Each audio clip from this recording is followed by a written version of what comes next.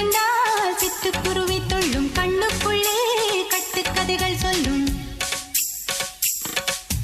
10 விரல் 10 தடவை கிள்ளும் பக்கம் வந்து பச்சை கிளியை அள்ளும். ராகங்களை கூறும் நல்ல ரசிகனையா நீதான்.